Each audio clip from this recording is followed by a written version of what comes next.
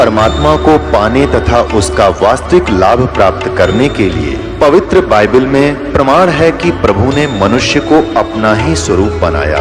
6 दिन में सृष्टि रचकर 7वें दिन विश्राम किया। कुरान शरीफ में प्रमाण है कि हजरत मोहम्मद को खुदा स्वयं कह रहे हैं कि मैंने तुम्हें उस परमात्मा की महिमा बताने के लिए भेजा है। वो परमात्मा कबीर है जिसने 6 दिन में सृष्टि रची तथा 7वें दिन तख्त पर जा विराजा। उसकी खबर किसी बाखबर से पूछ कर तो देखो। कृपया अवश्य सुनिए जगत गुरु तत्वदर्शी संत रामपाल जी महाराज के अमृत वचन।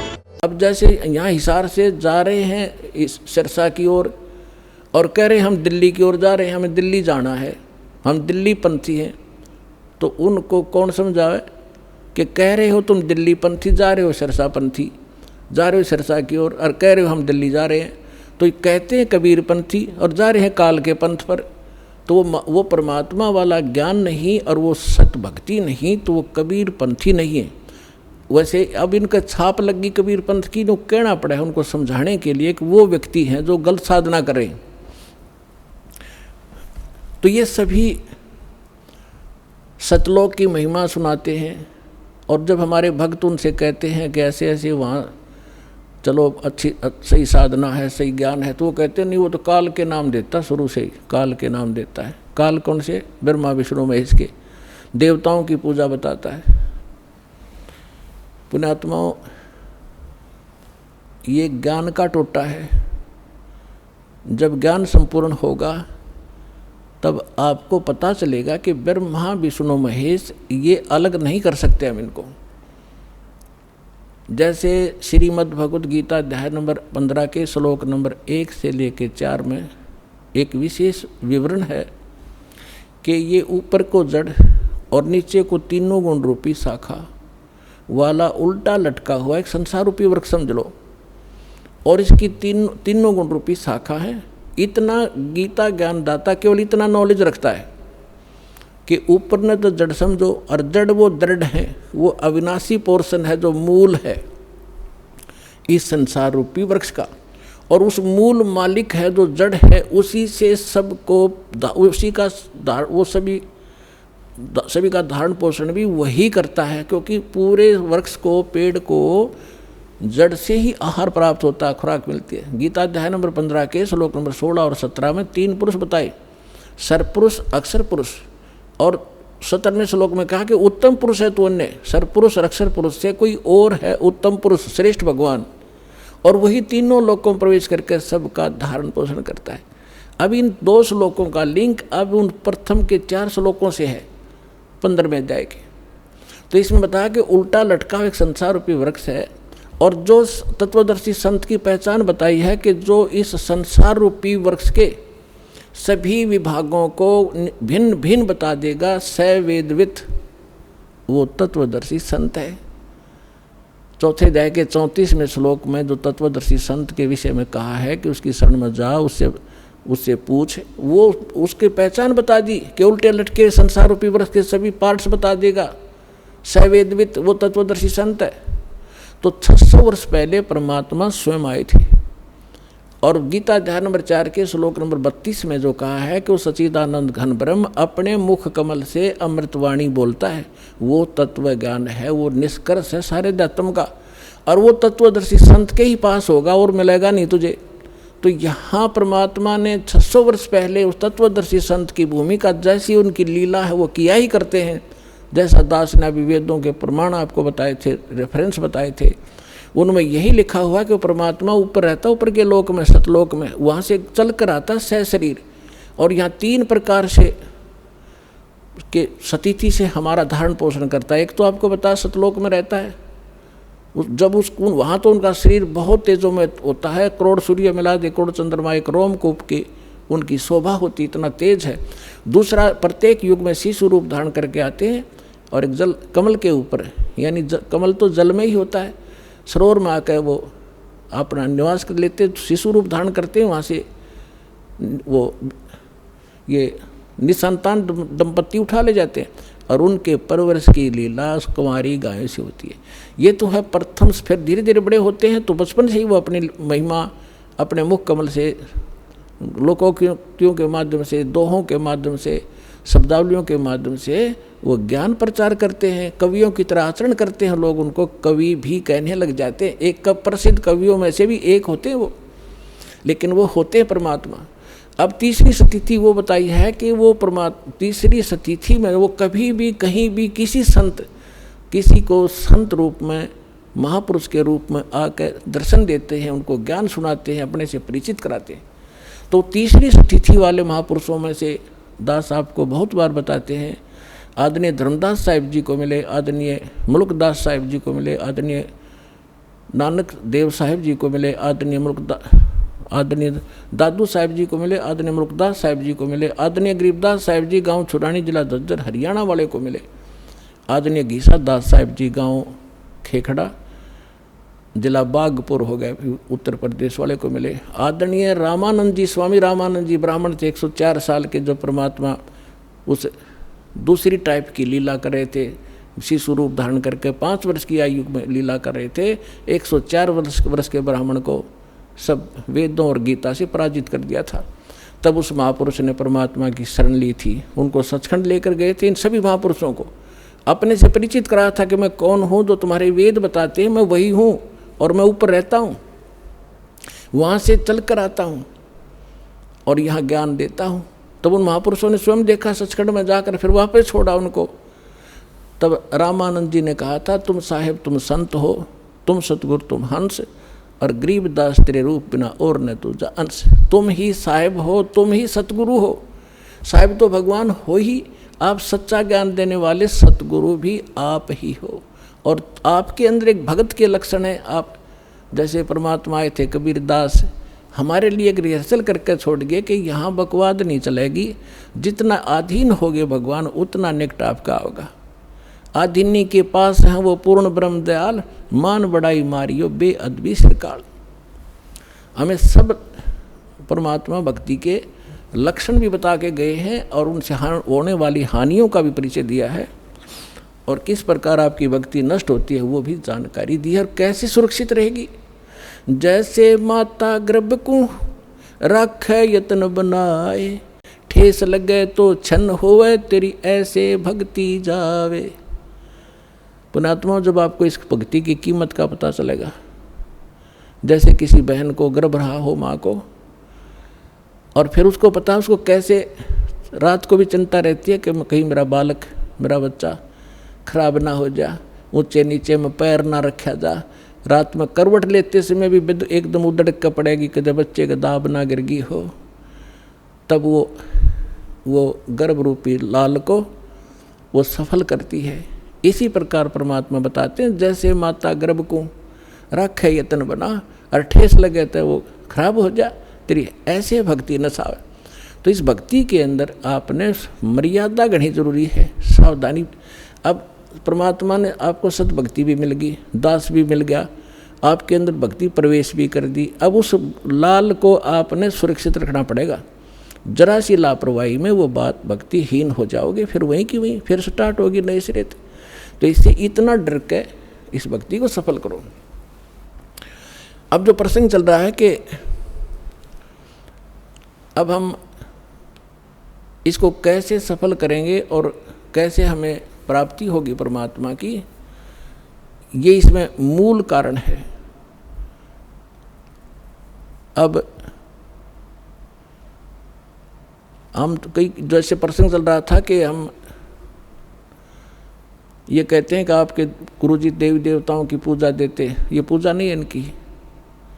जैसे आप जी को बताया था कि जैसे पति भर्ता लड़की होती है, वो उस पूरे परिवार में अगर प्रेम से रहती है तो बहुत अच्छी भाग्यवान कहलाती है। नो का अपने पति से किसी से ढंग से बोलूँ नहीं, किसी से बात नहीं करूँ, इससे की रोटी पाऊँगी, इसे कपड़े धोऊँगी, हैं तो वो कलह का कारण बनेगी।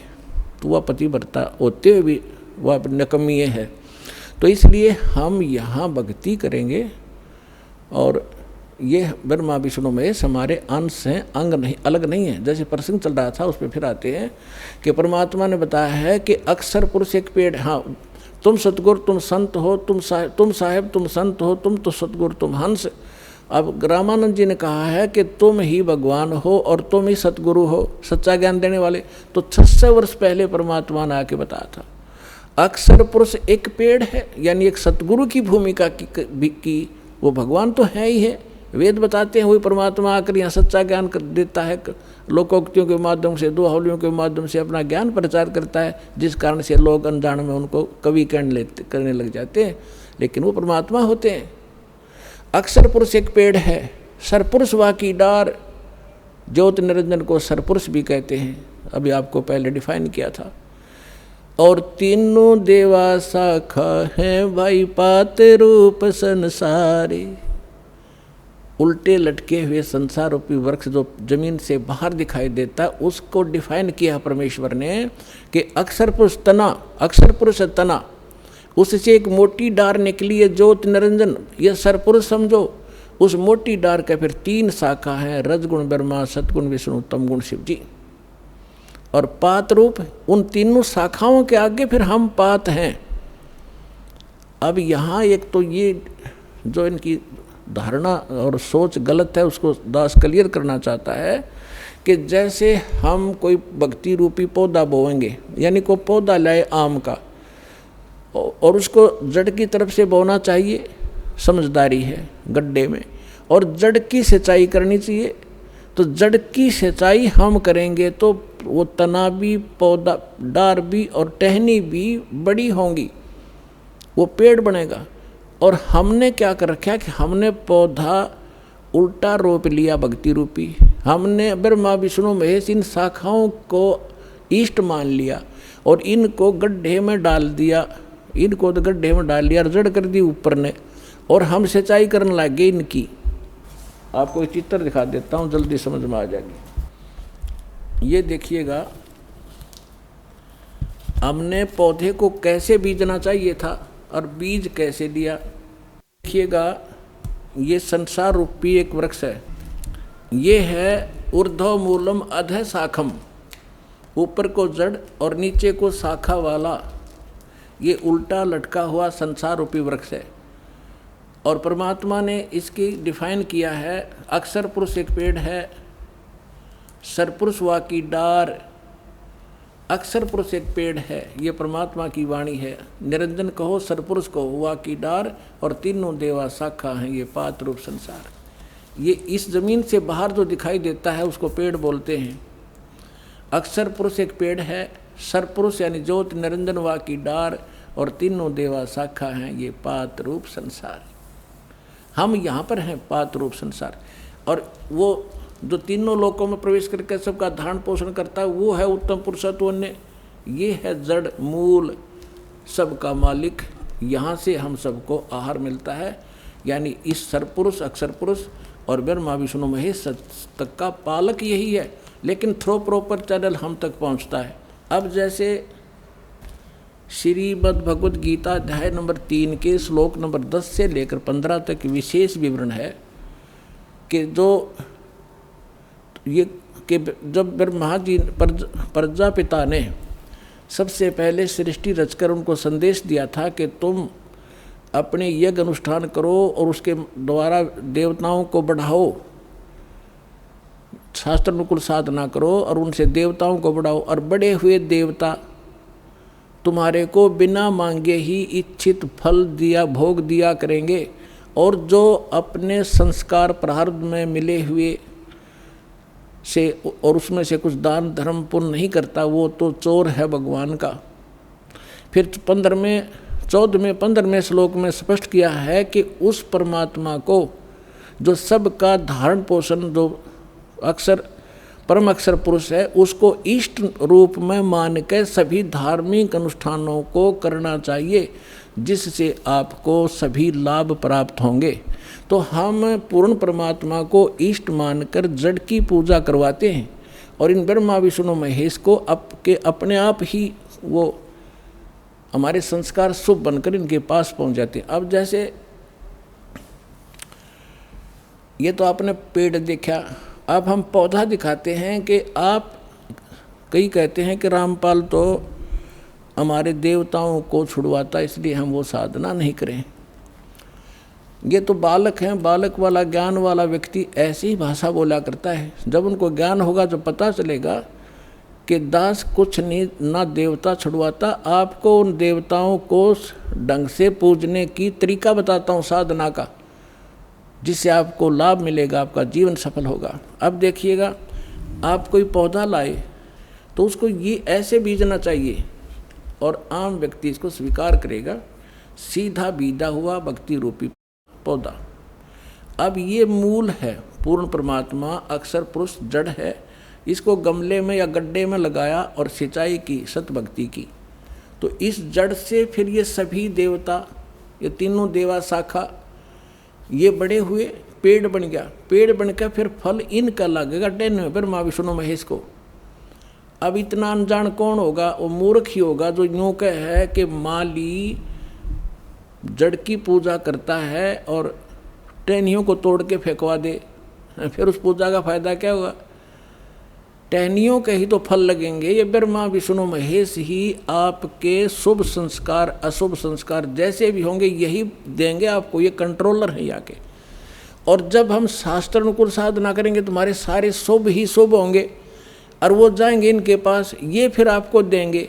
जैसे जड़ की पूजा की ये एग्जाम्पल है, ये उदाहरण है कि जड़ की पूजा करने से वो फलों का फिर फल, टहनियों के फल लगेंगे और वो फल अपने आप लगेंगे, वो टहनियों के बस की नहीं।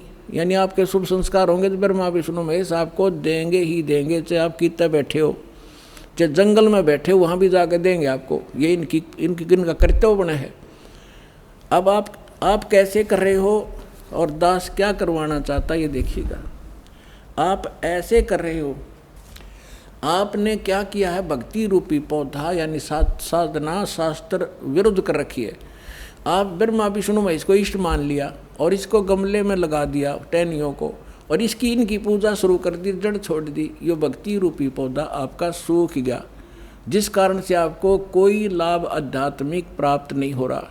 दास कहता आप इसको ऐसे कर लो, बस ये ब्रह्मा विष्णु महेश है, इनका फल लगेंगे इन टहनियों के, और बिना मांगे ही आपको फिर ये फल दिया करेंगे जब आप इस मूल की पूजा करोगे।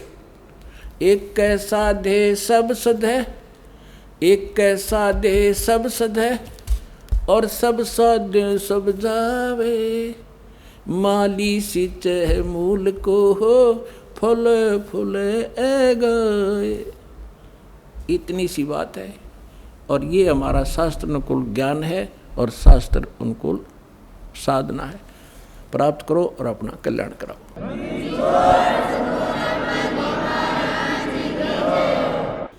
पुण्यात्माओं, सौभाग्य आपका, आपको ये अमृत वचन, ये तत्व ज्ञान सुनने को मिला और परमात्मा की दया हुई। ना इस काल के कोल्लू में हमारे दादे मर गए, परदादे मर गए उसी परिवार पोषण में, और ये यहाँ तक लाने का कारण भी परमात्मा ही आपको मेहर कर रहा। सत्कर मान लेना, ना एक कदम भी इधर नहीं चलने दे। काल इतना दुष्ट है, आपके ऊपर परमात्मा की मेहर बड़ी नज़र न्यारी है जो यहाँ पहुँच रहा है। ये सत्कर मान लेना। तो इसलिए पूरा ज्ञान सुनो, आपके हृदय में जो मैल है सारा साफ होगा, भगवान विराजमान होगा, सारे काम ठीक होंगे, आपका रोग कटेगा, आपको धन मिलेगा और मोक्ष मिलेगा, सतलोक चलेंगे, फिर जहाज में बैठकर चलोगे।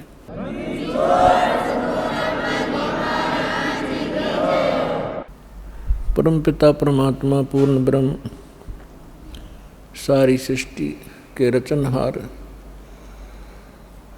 सारी सृष्टि के मालिक, कुल धनी कुल के मालिक कबीर परमेश्वर जी की असीम रजा से आप सभी पुण्यात्माएं परमेश्वर की महिमा सुनने के लिए उपस्थित हुए। आपका सौभाग्य है, आपको ऐसे समय में मानुष शरीर प्राप्त है, और उससे भी अच्छी किस्मत आपकी है कि आपको ये तत्व ज्ञान और यथार्थ भक्ति विधि प्राप्त हो रही है। तो आपकी किस्मत का आपके शुभ संस्कारों का कोई एस्टीमेट नहीं लगाया जा सकता। ना जाने आप किन किन जन्मों में आपने ये पुण्य संग्रह किए हुए। लखबर सूरा जो जही लखबर सांवत दे, लखबर यति जहान में तब सतगुरु शरणाले। तो आप ऐसी महान आत्माएं किसी न किसी युग में रहे हो। आपने परमात्मा के लिए बड़े बड़े सैक्रिफाइस किए हैं, आपने राज भी त्यागे हैं, आपने बहुत बड़ी कुर्बानियाँ दी हैं, तब आज आपको ये शुभ समय प्राप्त हुआ है। धन्य है आपके माता पिता जिनसे जन्म हुआ। परमपिता परमात्मा की असीम रजा से आप यहाँ पहुँचे हो। आपको जितना ये अध्यात्म ज्ञान होता चला जाएगा उतना ही आपको सरप्राइज होता रहेगा, आश्चर्य होगा कि सचमुच सहज में भगवान मिल गए, सहज में वो ज्ञान मिल गया जिसको ऋषि महर्षि नहीं प्राप्त कर सके।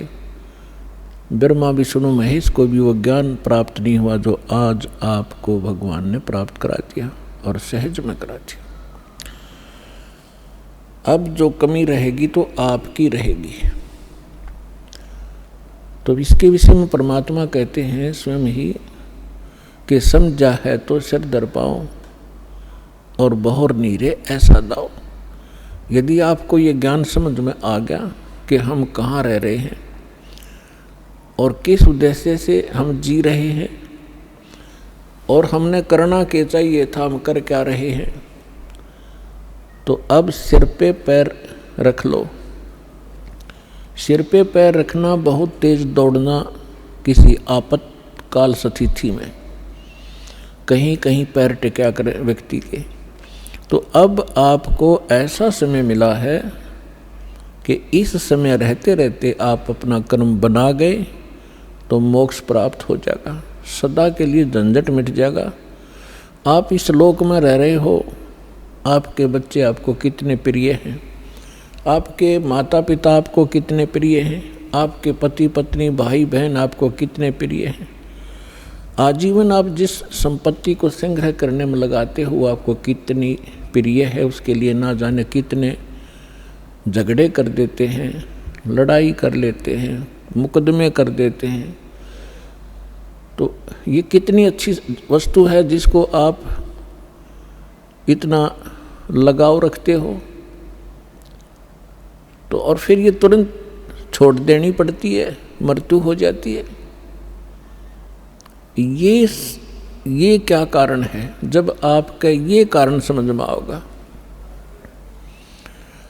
तब आपकी रुचि बनेगी परमात्मा के पाने में और सतलोक जाने की। अन्यथा ठीक है, जैसा करोगे अन्य कहीं आपको ऐसा स्थान नहीं मिलेगा जहाँ आपकी भक्ति शास्त्र अनुकूल हो। और शास्त्र अनुकूल साधना करने से आपके इतने शुभ संस्कार बन जाएंगे, यदि पार नहीं हुए तो आप ना जाने कितनी बार तो देवता बनोगे इस भक्ति से। इतनी महत्वपूर्ण भक्ति है, इतनी कीमती है, इसकी इतनी वैल्यू है। और ना जाने कितनी बार पृथ्वी के राजा भी बन जाओगे अपने ही पुण्य कर्मों से। और फिर उससे भी अधिक आप फिर कुत्ते गधे सुअर भी बनोगे। तो इस झंझट से छूटने का, इससे छुटकारा पाने का अब समय आ गया है। अब इसको चूकना नहीं है। बुद्धिमान व्यक्ति हो, एजुकेटेड होगे, परमात्मा ने हर तरह से रजा बख्श रखी है, आपको शिक्षित किया, सदग्रंथों से दास को परिचित किया और फिर ऐसे इंस्ट्रूमेंट बना दिए कि आप घर बैठे देख सकते हो। अब भी कोई परमात्मा प्राप्ति नहीं कर सकेगा, सतलोक जाने की इच्छा जिसकी नहीं बनेगी, तो फिर वो मनुष्य के शरीर में पशु ही है, मनुष्य नहीं है।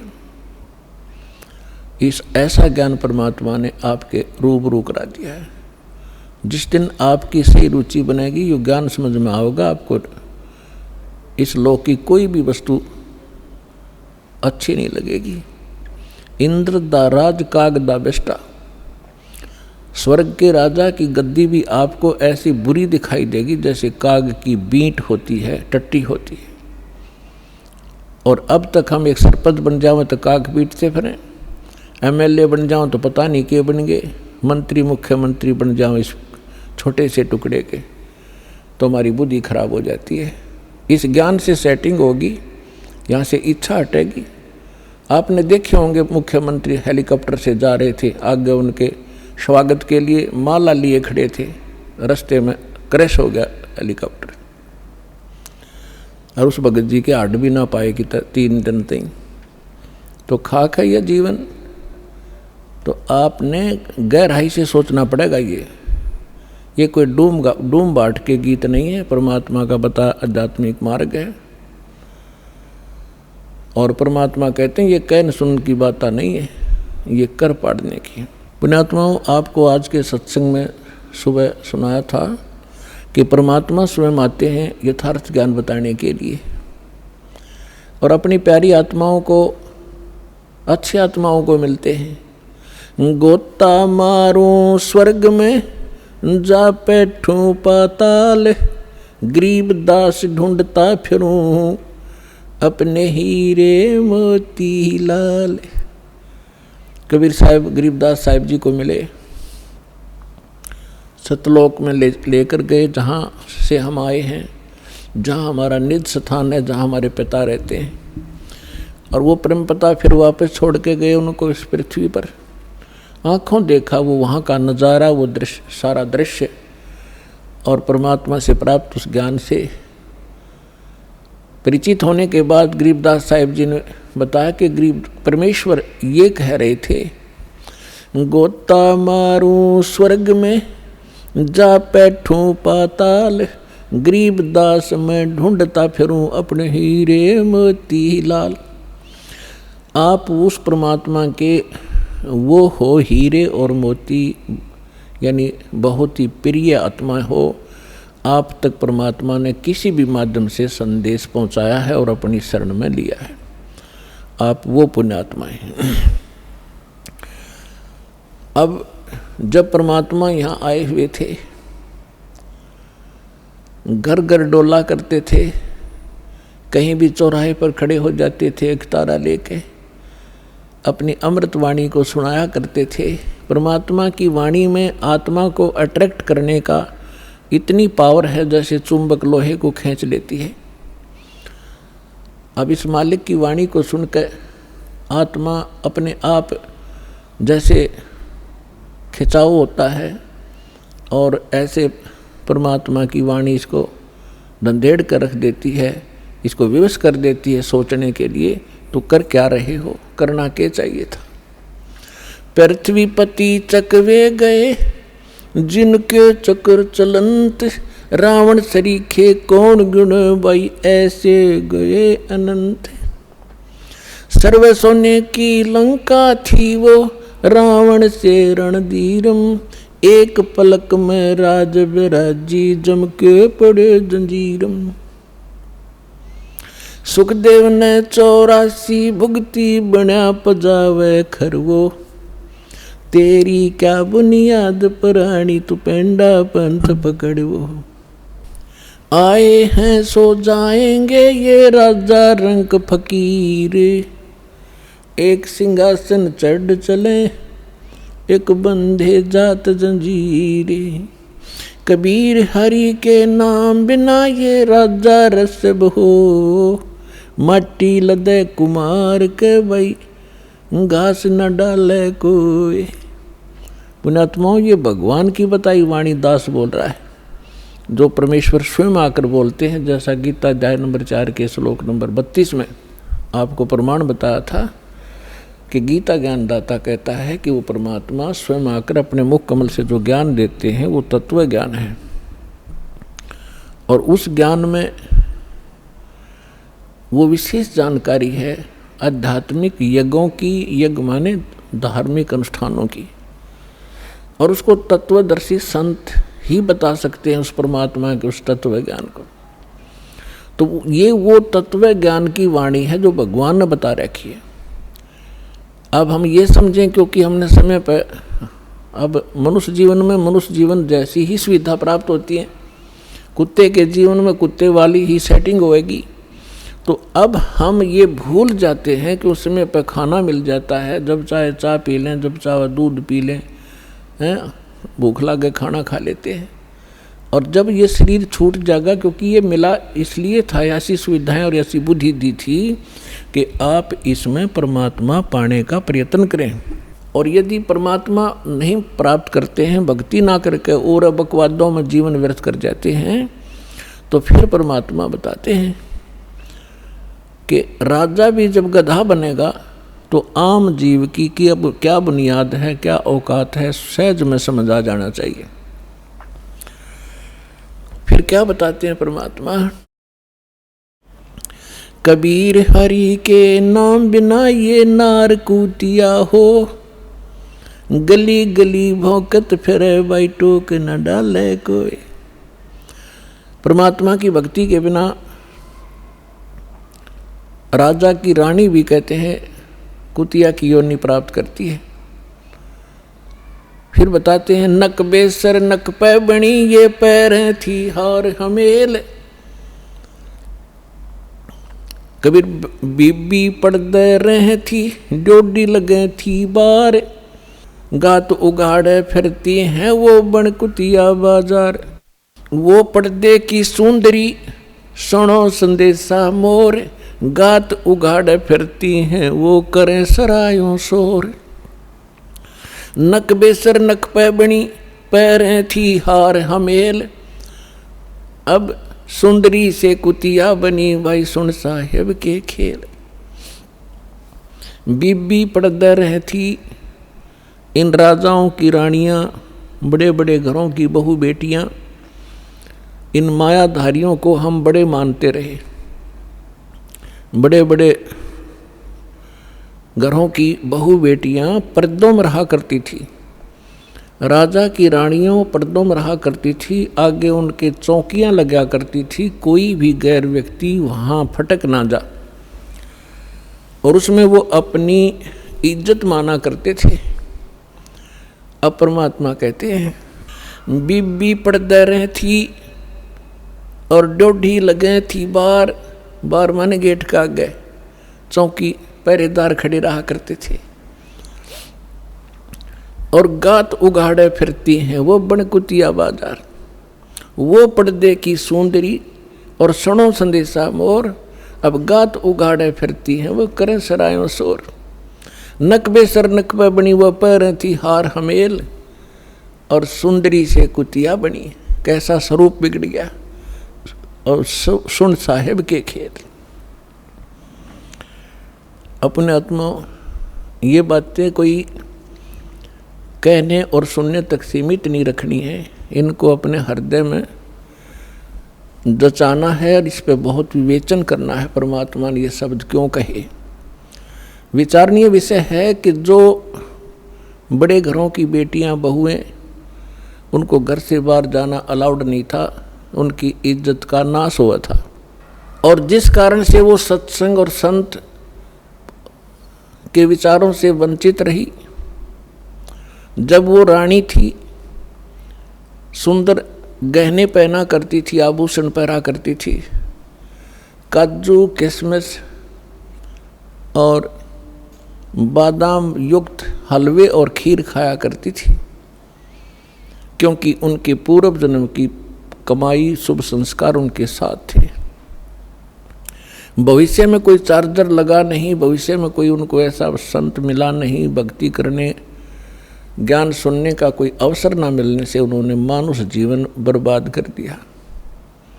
काजू किशमिश बादाम के हलवे खीर खाया करती थी और झूठा छोड़ा करती थी, उनकी नौकरानियां खाया करती थी। एक परमात्मा की भक्ति ना करने से वो अगले जन्म में कुतिया की योनि में जाती है। अब कुतिया के जीवन से आप खूब परिचित हैं, फिर भी परमात्मा ने आगे बताया है कि वही रानी जो पर्दों में रहा करती थी, जिनकी इज्जत नाश हो जाती जब सत्संग में चली जाती थी, अब वो इज्जत कुतिया बनकर घूम रही है, निवस्त्र हो रही है।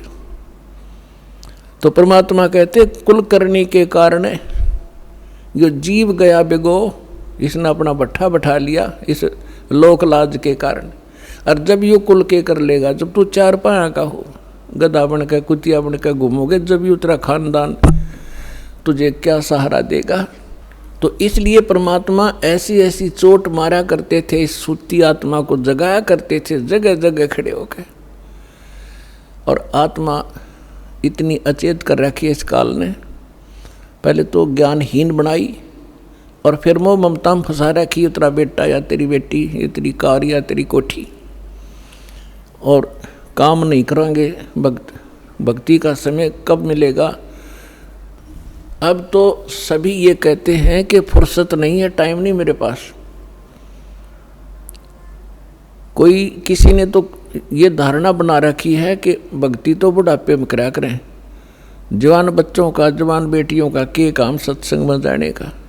फूट गए भाग हमारे, बुढ़ापे में भक्ति होगी।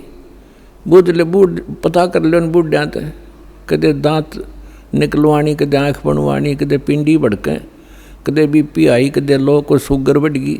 वो तो 92 का दौर है बुढ़ापे में। तो अगर पहले से ही भक्ति शुरू करेंगे तो बुढ़ापा भी हमारा रोग रहित, परमात्मा की शक्ति साथ रहेगी, तब वो ठीक रहेगा। अब परमात्मा की भक्ति का आधार देखिएगा तो जैसे प्रहलाद थे, 10 वर्ष के थे और 10 वर्ष के भक्ति में लग गए थे। ध्रुव 5 वर्ष के ही थे और परमात्मा के इस तत्व ज्ञान के अंदर सूक्ष्म वेद में बताया है कि 3 वर्ष के बालक को परमात्मा का मंत्र प्रथम मिल जाना चाहिए। यही वेद प्रमाणित करते हैं। 3 वर्ष की आयु में 3 वर्ष जो परम संत होगा वो 3 वर्ष की आयु के बच्चों को ही उपदेश देना प्रारंभ कर देगा। और यदि हम इस इंतजार में रहेंगे, बूढ़े होकर वृद्ध होकर के भक्ति करेंगे, बच्चों से फारिग हो लें और मृत्यु हो जाए 20 साल की उम्र में, प्रारब्ध इतना ही हो, फिर कहाँ करेंगे। तो बचपन से ही मालिक का सहारा मिल जाएगा तो हमारी एज भी एक्सटेंड होएगी, आयु भी बढ़ेगी, साथ देगा भगवान, पाप से बचेंगे, भक्ति संग्रह होगी, 100 हमारी मुसीबतें टलेंगी। तो यहाँ परमात्मा बताना चाहते हैं कि अभी तक हमें तत्व ज्ञान ना मिलने से हम लोकवेद, दंत कथा और अपने अनुसार ही सब ज्ञान विचार व्यक्त किया करते थे जो व्यर्थ थे। तो परमात्मा ने जगह जगह जाकर के ये ज्ञान दिया। 64 लाख परमेश्वर के शिष्य हो गए थे, 64 लाख। आज तो पुण्यात्माओं एक चैनल से टीवी चलता है, प्रोग्राम चलता है तो करोड़ों व्यक्ति घर बैठे देख सकते हैं। करोड़ों टीवी लगवा दिए दाता ने। पहले परमेश्वर ने अपनी आध्यात्मिक पावर का प्रयोग किया, आज वो नहीं हो सकता क्योंकि परमात्मा हर एक काम को एक सीक्रेसी के हिसाब से करते हैं। यदि आज परमात्मा वो लीला करते, आज तो सबके पास मोबाइल है, 1 सेकंड में बता दे गुरुजी वहाँ थे, गुरुजी ने वहाँ सत्संग किया, वहाँ मिले, तो एक लोग उसको फिर दूसरे ढंग से ले जाते कि वो तो जादूगर है और फिर परमात्मा को ग्रहण नहीं करते। तो आज परमात्मा ने वैज्ञानिक तरीके से ही अपना ज्ञान अपने बच्चों तक पहुँचाया है। अब परमात्मा घर घर जाया करते थे, सत्संग किया करते थे और परमेश्वर की शरण में आने से वो दुखी प्राणी सुखी हुआ करते थे। एक ब्राह्मण परिवार था, उसके 2 लड़के 2 लड़कियां थी और चारों बच्चे मेंटली डिस्टर्ब, पत्नी को भी प्रेत बाधा और उनके उपचार के लिए बहुत पैसा व्यर्थ हुआ और कंगाल हो गया, निर्धन हो गया। रिलेटिव्स भी, उस नाती भी, रिश्तेदार भी उससे नफरत करने लगे और उन्होंने एक रामानंद नाम के, स्वामी रामानंद जी काशी के एक प्रसिद्ध संत थे, उनसे भी दीक्षा ली और उनसे भी ट्रीटमेंट अपना समाधान चाहा। उसी समय परमेश्वर आए हुए थे, एक शिशु रूप धारण करके प्रकट हुए थे। काशी शहर के लहर तारा नामक एक सरोवर के ऊपर कमल के फूल पर अपने सतलोक से आकर बालक रूप धारण किया था। नीरू और नीमा नाम के दो निसंतान पति पत्नी थे, वो परमात्मा को घर ले गए थे। वहाँ उनकी परवरिश कुंवारी गाय के दूध से हुई थी। धीरे धीरे बड़े हुए तो वो वही व्यवसाय जो नीरू किया करता था, जुलाहे का काम करने लगे और साथ में अपना जिस उद्देश्य को लेकर आए थे वो प्रचार भी किया करते थे। इसी दौरान परमात्मा ने एक लीला की थी, वो अलग कहानी है, फिर से सुनाएंगे। अब इतना ही सुनाएंगे कि स्वामी रामानंद जी और परमेश्वर कबीर जी की गोष्ठी हो रही थी, बैठे थे। उसी समय वो ब्राह्मण पहुंच गया वहां पर और उस ब्राह्मण ने अपने गुरुदेव स्वामी रामानंद जी से कहा कि गुरुदेव, मैं अति दुखी हो चुका हूँ, अति आर्त हूँ, आपकी शरण आया हूँ, मुझे कोई समाधान बताओ। तो रामानंद जी ने उनको बहुत सारे जंतर मंत्र और बहुत से और भी दान धर्म के तरीके बताए थे, उनसे भी उसको कोई राहत नहीं मिली।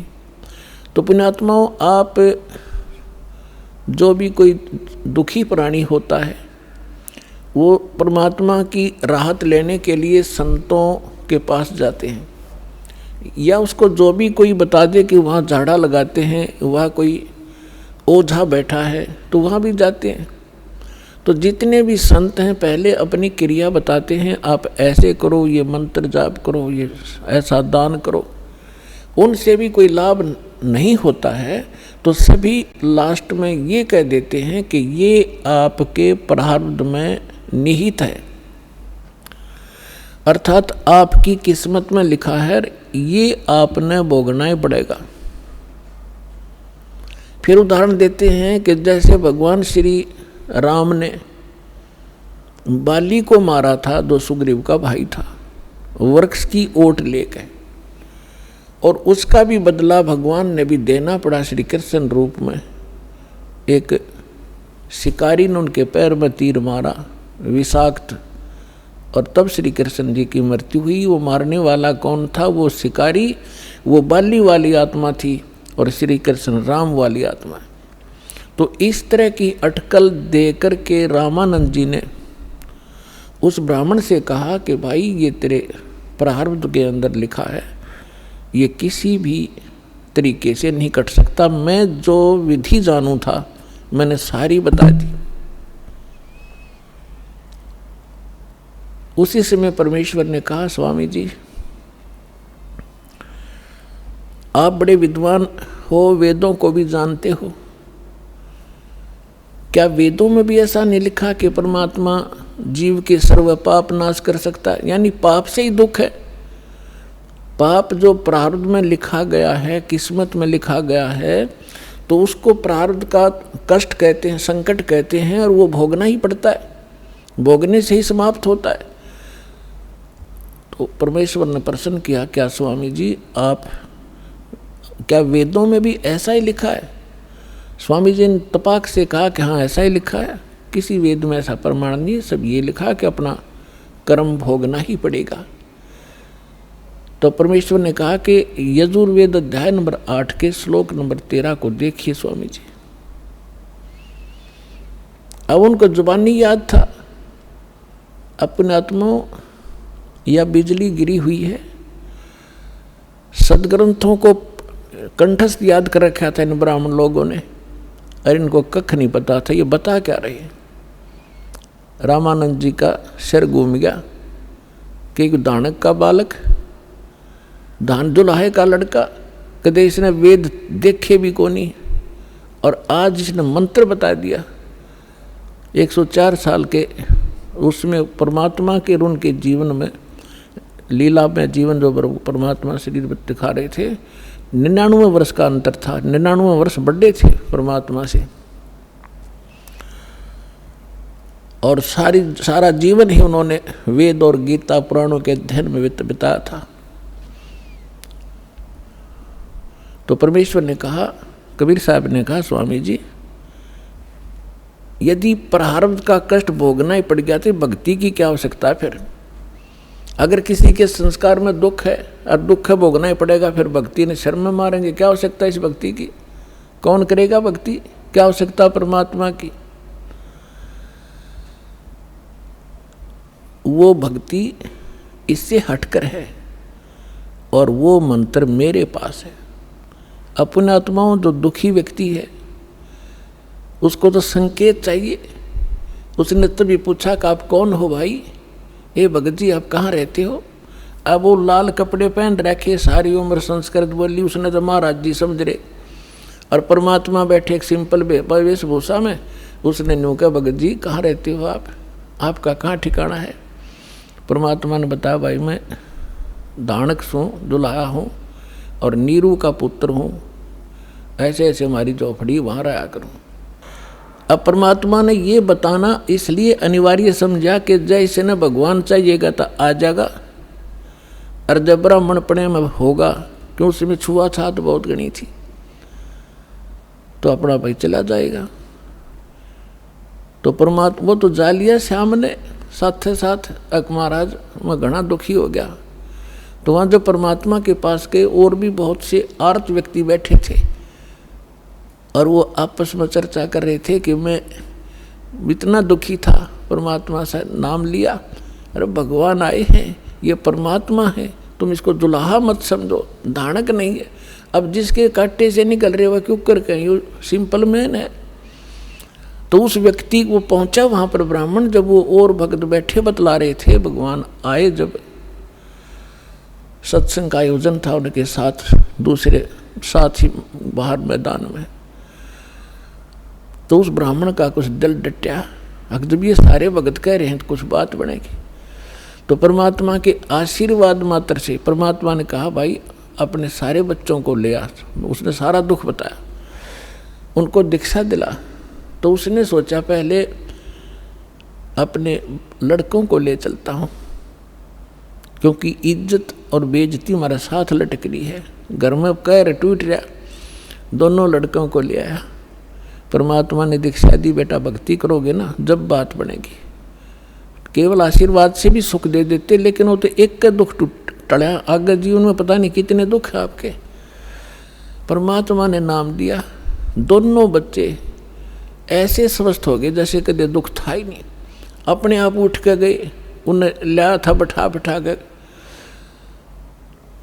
तो उनको एकदम खुशी की लहर आ गई। फिर अपनी बेटियों को, पत्नी को, सबको नाम दिलाया। परमात्मा के आशीर्वाद से सब ठीक हो गए, स्वस्थ हो गए कुछ ही दिनों में। और फिर घर का काम भी उसका बहुत अच्छा चलने लगा। अब वो जहाँ भी जिसने मिला है उसी को कहे कि भगवान आए हैं, चलो वहाँ पर परमात्मा आ रहे हैं, दुल्हाओं की कॉलोनी में भगवान उतर रहे हैं। पर उसकी कौन सुने ब्राह्मण? तो पुण्यात्माओं, एक समय एक सर्वानंद नाम के ब्राह्मण थे, और उसने चारों वेदों, 18 पुराणों, गीता,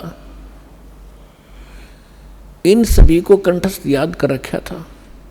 और उसने अपने वक्त के सभी ब्राह्मणों को, सभी विद्वानों को शास्त्रार्थ में पराजित कर दिया। तो उसके मन में एक धारणा आई कि मैं अपना नाम सर्वानंद की जगह सर्वाजीत रखवाऊंगा, अपनी माँ से कहता हूँ। उसने सभी को हरा दिया। उधर से वो ये विचार कर रहा था। दूसरी ओर क्या हुआ कि उसकी माता, जो सर्वानंद की माता जी थी, उसका नाम शारदा था, ब्राह्मणी, और वो भी ऐसे ही अपने प्रारब्ध के कर्म को भोग रही थी। अब ब्राह्मण होने के नाते, और अब उसका पिता, उसका पुत्र विद्वान, जिसने सब विद्वानों को पराजित कर दिया, अपने पुत्र से भी सारे जंतर मंत्र, जो भी गायत्री मंत्र वगैरह अनुष्ठान बताए बेटे ने, वो भी कर लिए। और भी जिसने भी जहाँ कोई महापुरुष संत तपस्वी बताया वहाँ भी चली गई। लेकिन उसको कोई राहत नहीं मिली। बहुत बुरी बेचैनी रहे, ना भूख लगे, चारपाई पकड़ रखी, अस्थि पिंजर शेष दिखाई दे। कुदरती एक परमात्मा की शिष्या एक बहन ब्राह्मणी, एक बहन चली गई, ब्राह्मणी नहीं वैसे एक बहन चली गई किसी कामवश, अन्य जाति की, श्रवण जाति की। तो उसने पूछा कि शारदा कुशल है? उसने चारपाई पे पड़ी पड़ी ने देखा और कहा, बहन कहाँ कुशल हूँ, अंतिम सांस गिन रही हूँ, बहुत परेशान हूँ, काफ़ी वर्षों से असाध्य रोग से पीड़ित हूँ। वो परमात्मा की शिष्या लड़की कहने लगी कि बहन कहीं दिखाया नहीं आपने?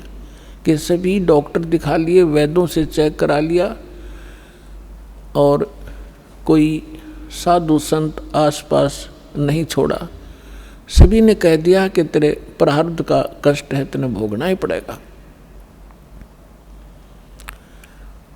तो उस बहन ने कहा कि यदि आप बुरा ना मानो तो मैं बताऊं, एक महापुरुष आ रहे हैं। वो कहने लगी, बोलो कौन है? कि मेरे गुरुजी से दीक्षा ले लो।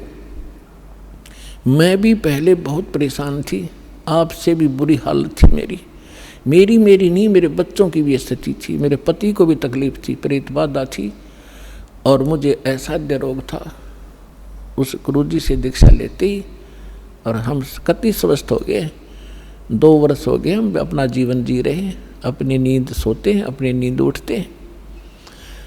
तो बैठ गई शारदा कि भाई आज कुछ आशा की चिंगारी नजर आ रही है। तो उसने पूछा, कौन है आपके गुरुजी, मुझे बताओ। तो उस बहन ने बताया कि कबीर नाम है उनका, और जुल्हा कॉलोनी में रहते हैं। कहने लगी, वे मैं तो जुल्हा धानक है, वो कहाँ जुल्हा है, धानक है, उल्टी है, लेट गई नो की नो चारपाई पे। नहीं, हम ब्राह्मण है और वो एक धानक, इज्जत का नाश हो जा, मैं नाम नहीं लूँ। तो उस बहन ने बहुत कहा कि देखो, हमने ज्ञान सुना उस परमेश्वर का, आज आप ब्राह्मणी हो और मृत्यु के बाद आप अन्य जाति में भी तो जन्म ले सकते हो, आप पशु योनि में भी तो जाओगे, तब कहाँ जाएगी या जाति तेरी। तो कहने लगी, बहन तू जा, बस फालतू बात ना करे, इससे अच्छा तो मौत आ जा, वो अच्छा है। तो पुण्यात्माओं परमात्मा कहते हैं, राज तजना सहज है, सहज तरिया का ने, और मान बढ़ाई ईर्षा ये दुर्लभ तजना। ये वह चली गई। कुछ दिनों के बाद वो ब्राह्मण जो परमात्मा की शरण में आके स्वस्थ हुआ था। पुण्यात्माओं, आप तो बालक हो, दास उस भगवान से परिचित है। आपके लिए जो परमात्मा भटक रहा है ना, आप तो एक अबोध बालक की तरह जिधर मुंह हो गया उधर चल पड़ते हो। आइए अब हम उन श्रद्धालुओं के अनुभव जानते हैं जो जगत गुरु तत्वदर्शी संत रामपाल जी महाराज जी से दीक्षा प्राप्त कर चुके हैं तथा उनके द्वारा बताए गए भक्ति मार्ग पर चल रहे हैं। नमस्कार सर। नमस्कार सर। सर क्या नाम है आपका? सुरेंद्र कुमार। सुरेंद्र जी आप कहाँ से हैं? दिल्ली द्वारका सेक्टर 28 गांव बामडोली। सुरेंद्र जी, संत रामपाल जी महाराज से नाम दीक्षा आपने कब ली? रामपाल जी महाराज से नाम दीक्षा ली थी 2014 को। संत रामपाल जी महाराज से नाम दीक्षा लेने से पहले क्या आप भक्ति साधनाएं भी करते थे? पहले भगवानों की भक्ति करते थे। सवेरे 4 बजे उठ के मंदिर में जाना, फिर वहाँ दूध जलानी, फिर वहाँ आरती करनी, फिर परिक्रमा देने जाते थे। वहाँ दूध की धार भी दी, दंडौती दी और परिक्रमा भी देते थे। तो उसके बाद में फिर शांति नहीं मिलती थी। फिर उसके बाद में फिर कीर्तन करते थे मंदिर में। तो एक राजपूत नारायण जी थे, तो उनके मंदिर में रोज़ नौरते को पूजा होती थी, तो वो कीर्तन करते थे। छतरपुर जाता था मैं, छतरपुर भी कई साल गया। फिर साईं का मंदिर भी पड़ता रास्ता में, फिर वहाँ भी मेरा टेंशन है, कुछ कहीं और कुछ और है। फिर उसके बाद में धन सतगुरु में 16 साल तक रहा। जब वहाँ भी जब कुछ दिन तक सही चले, क्योंकि जब तक पैसे नहीं लेते थे गुरुजी, जब तक तो सही थे। जब आ जाते थे घर पे बुलाते थे गुरुजी, तो हम 200-400 500 देते थे। और जब उसके बाद में जब गुरुजी के हम पे कर्जा होगा, परेशान हो गए, तब मैंने गुरुजी ऐसे ऐसे हमारे घर चलो। जो तेरे पास 50,000 रुपये हैं, तो मैंने 50,000 रुपये तो नहीं है, तब न्यू कर जाओ, जब जाएंगे 50,000 रुपये होंगे।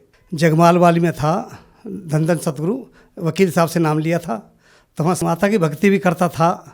तो माता की में भी कुछ भी दिमाग में टेंशन रहे भी माता में 8-8, 10-10 हज़ार रुपये में चौकी पढ़ देता था। मतलब कवच पाठ, दुर्गा चालीसा पाठ। मैं अनपढ़ होते हुए भी मंदिर में भी मैं खूब जाता था और 3-3 बजे 4-4 बजे वो पुजारी भी कहता था, यार तेरी इतनी लगन है, तेरी क्या तू आदमी है, तू 1:30 बजे आ जाता रात को भगवान के मंदिर में। तो फिर भी वहाँ भी वो भी धुतकार देता था कई बार। तो पर वहाँ से फिर मैं मतलब कुछ नहीं मिला मुझे। तो सर संत रामपाल जी महाराज की शरण में आने का क्या कारण बना? जब मेरे पे 8 लाख रुपए कर्जा हो गया और जब मैं अपनी मौत करने के चक्कर में था, मेरे 8 खाने वाले थे मेरे बच्चे, 2 मेरी बहन के बच्चे, 1 मेरी बहन, 3 मेरे बच्चे, 2 मियाँ बीबी, हम 8 खाने वाले थे। बच्चे कहने लगे पापा 1 रुपया दे दो, पेन लाना है। मैंने बेटा मेरे को पेन को पैसा नहीं आज। तो मैंने कि फिर मैं रोता था, मैंने कि बच्चों कैसे करेंगे बच्चे। फिर सबकी इनकी भक्ति करते हुए भी इतना दुखी था बहुत ज़्यादा, पर मुझे कहीं कुछ राहत ना मिली। रामपाल जी महाराज शरण में ऐसे आया क्योंकि मेरे एक दोस्त थे, तो मेव सिंह बाबू जी द्वारका में रहते थे 7 सेक्टर में। जब उनसे कही मैंने बाबा तुम चलना है धंधर में, जो कि मैंने तो धंधर छोड़ दिया। फिर मैंने कि आप किस में हो, जो कि ऐसे रामपाल जी महाराज के। मैंने मैं मौत करने के चक्कर में ना तो ऐसे मत करियो, तो जा और नाम ले। सतलोक आश्रम गया, फिर रामपाल जी महाराज की शरण में गया। सर संत रामपाल जी महाराज से नाम दीक्षा लेने के बाद क्या आपको लाभ भी प्राप्त हुए? हाँ जी, लाभ तो परमात्मा की दया से इतने हैं, मैं बताऊं तो मुझ पे बताए नहीं जाएंगे। मैं तो भूल जाता हूँ, और मैं जो बीती है वो बताता हूँ मैं आपको। पहले मेरे पे कर्जा था, कर्ज वाले मेरे गिरवान पकड़ते थे, तो मैं परमात्मा से मैंने मालिक क्या करूँ। जब मालिक ने कर्ज वाले भी थामे, मेरी आर्थिक समस्या भी दूर हुई। मेरे पे 7 लाख रुपये कर्जा था और आज मालिक की दया से 2-5 मंजिल का मकान बन गया। मैंने परमात्मा रामपाल जी महाराज से कही, रामपाल जी महाराज मेरे मकान नहीं है मेरे पास में। मैंने कि रामपाल जी महाराज कोई पैसा वो लगा रहा है, ज़मीन मेरी है बना लूँ। रामपाल जी महाराज से आदेश आ गया उनको बना ले बेटा, तो वो मकान बना लिया। आज परमात्मा की दया से 5 मंजिल बिल्डिंग है, 2 मंजिल ऊपर वाले किसी और को दे दी जिसका था पैसा लगाया। आप 3 मंजिल 2.5 मंजिल मेरे पास है। एक में मेरी बहन रहती है, एक में हम रहते हैं, और एक में किराए पे दे दिया है। उसको 11,200 रुपये किराया आता है। मालिक ने ऐसी दया मेहर करी है, मैं तो कैसे शुक्रिया अदा करूँ परमात्मा का, रामपाल जी महाराज का। और कभी देखने वाले कहते थे कि भाई एक मलिकपुर का था राजीव डागर, तो 18 सेक्टर में रहता द्वारका में। वो कहने लगा यार तेरे चेहरे को देखता हूँ तो पहले ऐसा लगता था जैसे भिखारी है, और आज तो ऐसे लगता है चेहरे से जैसे चमक मक रही है। कम से कम 20 दफ़े कही मैंने कि बाबूजी छोड़ना पड़ेगा किसी बात ने। यूँ कह नहीं तेरे चेहरे पर तो इतनी चमक मार रही है, मैं तो हैप रह रहा हूँ, और तू पहले ऐसे लगता था जैसे भिखारी है, भीख मांगता था। तो मेरा भाई सु कहने लगा कि जब मेरा झोपड़ी थी सब मेरे पे हंसते थे। तो जब मेरे भाई का समधी कहने लगा कि सोनी जी आप ही चौधरी साहब आप ही सुनार से लगते हो, बाकी ये तो गरीब से लगते हैं, आज तो गरीब से लगते हैं और तुम ही एक लगते हो सुनार से। आज मैंने रामपाल जी महाराज से कहा, रामपाल जी महाराज आपका बच्चा है जैसे आप रखो मालिक, तेरा बच्चा तू बेइज्जती करा, तुम्हारी बेइज्जती ना होनी चाहिए। मालिक ने आज ऐसी दया मेरे कर दी। पड़ोसी भी कहते हैं कि यार अलग ही नज़र आता है। और मालिक ने बिल्डिंग बना दी, लिफ्ट लगा दी, जीना लगा दिया, सब कुछ लगा दिया मालिक ने, ऐसी दया मेरे कर दी। जब मकान बन रहा था तो ममटी के ऊपर से 5 मंजिल से एक लेबर गिर गया, और लेबर गिरने से बिल्डर के भी हाथ पैर फूल गए और ठेकेदार के भी हाथ पैर फूल गए। पड़ोसी भी इकट्ठे हो गए, सारी कॉलोनी इकट्ठी होगी। कॉलोनी भी कहने लगे देख मर गया। और जब देखा तो वो बच गया। वो आगे खाली हाथ में चोट आई दिखाने के लिए, और वो बिल्कुल शरीर पूरा डॉक्टर ने मसल के देखो कहीं कोई चोट नहीं। और जब पड़ोसी कहने लगे जो भाई तुम्हारे पास शक्ति है कोई, अन्य तो बचने वाले नहीं थे, 2 मंजिल से ना बचते तो 5 मंजिल से गिरा है। संत रामपाल जी कृपा से मकान बन गया। सर संत रामपाल जी महाराज से नाम दीक्षा कैसे ली जा सकती है? चैनल पे सत्संग आते हैं, पट्टी चलती है लोकल में, उन पे नंबर आते हैं। स्टेट में सेंटर खोले जा रहे हैं, आप नंबर लगाओ, नाम लो और अपना कल्याण करवाओ। धन्यवाद सर। सत साहिब।